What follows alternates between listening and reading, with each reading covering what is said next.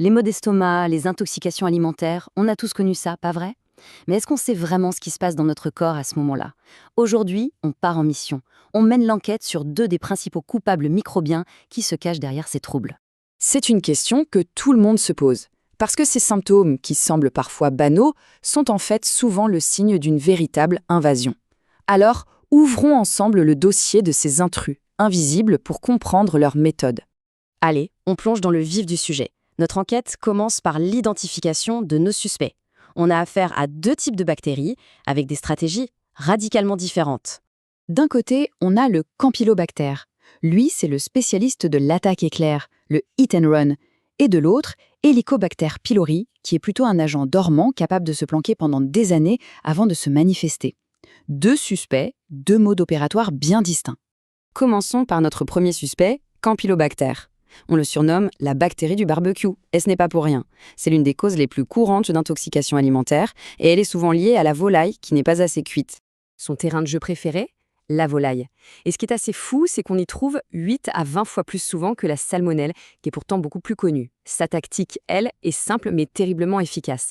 Elle est super mobile, elle traverse la barrière de mucus de notre intestin, envahit nos cellules et, boum, ça déclenche une grosse inflammation. C'est là que les ennuis commencent. Et voilà le portrait robot du coupable. Au microscope, on voit bien sa forme de virgule, et surtout sa sorte de fouet qu'on appelle un flagelle. C'est ça qui lui permet de se déplacer à toute vitesse. C'est vraiment la clé de son pouvoir d'invasion. Bon, on passe à notre deuxième suspect. Et là, on change complètement de profil. Helicobacter pylori ne provoque pas une maladie soudaine, non.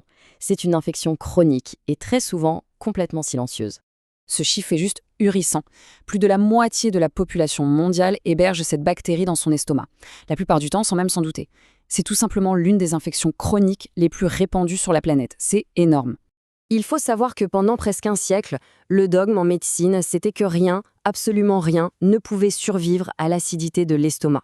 Il a fallu l'audace de deux chercheurs, Marshall et Warren, qui ont d'ailleurs eu le prix Nobel pour ça, pour prouver que non seulement cette bactérie pouvait y vivre, mais qu'en plus, elle était la cause principale des ulcères.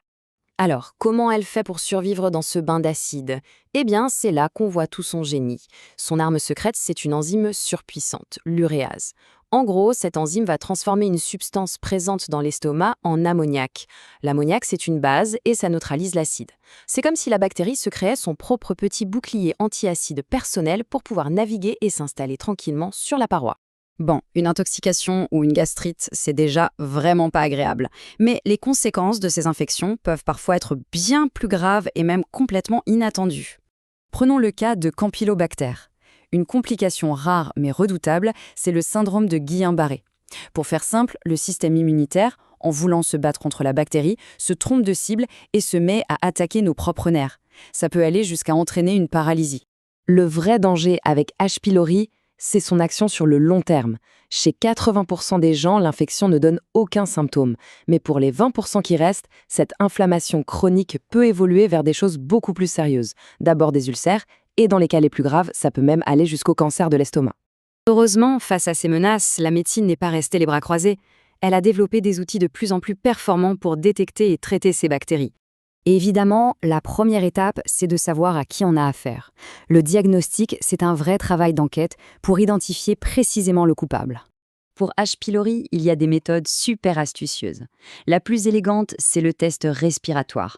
On avale de l'urée marquée et si la bactérie est là, son enzyme va la décomposer. On retrouvera alors le marqueur dans l'air qu'on expire. C'est simple, efficace et surtout pas invasif contrairement à l'endoscopie qui demande d'aller prélever un petit bout directement dans l'estomac. Et pour les infections aiguës comme Campylobacter, on a aussi des tests rapides. Ça marche un peu comme un test Covid. Ça détecte des signatures de la bactérie, qu'on appelle des antigènes, directement dans un échantillon de sel. En quelques minutes, le diagnostic est posé. Et le traitement alors? Pour Campylobacter, souvent il suffit de gérer les symptômes et d'attendre que ça passe. Mais pour se débarrasser de H. pylori, là il faut sortir l'artillerie lourde. Une combinaison de plusieurs antibiotiques avec un antiacide.